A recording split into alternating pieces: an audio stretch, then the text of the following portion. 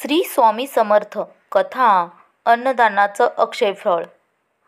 सोलापूर जवळच्या एका लहानशा खेड्यात गोविंद आणि पार्वती हे दाम्पत्य राहत होतं. घर फार मोठं नव्हतं. शेत थोडंसंच, पण मन मात्र मोठं होतं. त्या दोघांचं एकच वाक्य नेहमी ओठांवर असायचं, देव जेवढं देईल त्यात दुसऱ्याचं भलंही व्हायला हवं. त्यांचा एकच मुलगा बालाजी. साधं जीवन, साधं घर, पण मनात देवांच्या कृपेवर पूर्ण विश्वास. त्या वर्षी दुष्काळ पडला. पाऊसच झाला नाही. शेताने पाठ फिरवली. घरातलं धान्य कमी कमी होत गेलं. पण त्यांनी एक गोष्ट थांबवली नाही. रोज मंदिरात गेलेल्या भक्तांना पाण्याचा घोट आणि 2 तांदळाचे मोदक देणं. पार्वतीबाई म्हणायच्या, हे देताना जे समाधान मिळतं ना, तेच आमचं खरं पोटभर अन्न आहे. पण एक दिवस गोविंद म्हणाला, आपल्याकडे आता फक्त एकच माप धान्य उरलंय आणि उद्या अक्षय तृतीया, काही शिल्लक नसेल. उद्याच्या जेवणासाठी पार्वतीबाई शांतपणे म्हणाल्या, उद्या तर खास दिवस आहे, अक्षय तृतीया. जे दिलं जातं त्याचं फळ कधीच संपत नाही म्हणतात. आपण शेवटचं असलं तरी दान करूया. देव आपल्या मागे उभा राहील. त्या दिवशी दोघांनी मिळून अक्षय तृतीयेच्या दिवशी भाकरी, भात आणि पाणी तयार केलं. जेवढं उरलं होतं ते सगळं मंदिरात एक वृद्ध साधू आला.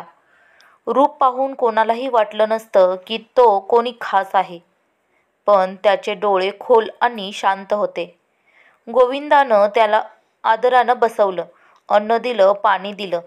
साधूनं फक्त एवढंच विचारलं, तुमचं एवढं देणं एवढ्या अडचणीत का करता? गोविंद हसून म्हणाला, हे फक्त अन्न नाही बाबा, ही आमची श्रद्धा आहे. आजच्या दिवशी दिलं की देव वाढून देतो, असं आम्हाला आमच्या आईवडिलांनी शिकवलं. साधू हसला. त्यानं जेवलं, पाणी प्यायलं आणि निघण्याआधी एक गोष्ट सांगितली, आज जे केलं ते फक्त तुमचं नाही, अनेक पिढ्यांचं भाग्य बदलवेल. उद्यापासून तुमच्या आयुष्यात अक्षय सुरुवात होईल. तेवढंच बोलून साधू निघून गेला. गोविंद आणि पार्वतीनं त्याला नमस्कार केला आणि मनात एक शांत विश्वास ठेवून घराकडे परतले. दुसऱ्याच दिवशी शहरात आलेल्या काही लोकांनी गावातल्या जमिनी मोजायला सुरुवात केली.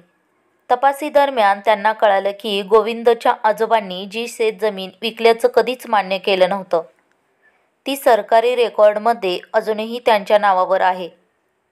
कागदपत्र तपासली गेली आणि एका आठवड्यात गोविंदच्या नावे 8 एकर सुपीक जमीन परत मिळाली. बालाजीसाठी एका चांगल्या शाळेत मोफत शिक्षणाची संधी मिळाली. एक कृषी अधिकारी त्यांच्या घरी आले आणि शेत सुधारण्यासाठी अनुदान दिलं.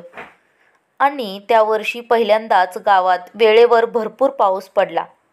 पार्वतीबाई त्या अक्षय तृतीयाचा नैवेद्य करताना डोळ्यातून पाणी लपवत म्हणाल्या, तो साधू कोण होता हे कधी समजलं नाही, पण त्या क्षणानंतर आमचं आयुष्यच बदललं.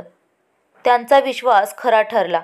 अक्षय तृतीयाच्या दिवशी दिलेलं दान देव कधीच विसरत नाही.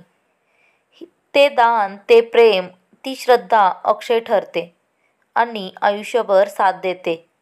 अक्षय तृतीयेचा खरा अर्थ सेवा, श्रद्धा आणि साधेपणा. अक्षय तृतीयेचा हा व्हिडिओ तुम्हाला कसा वाटला कमेंट करून कळवा.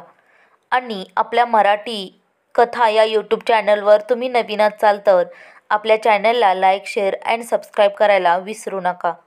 धन्यवाद.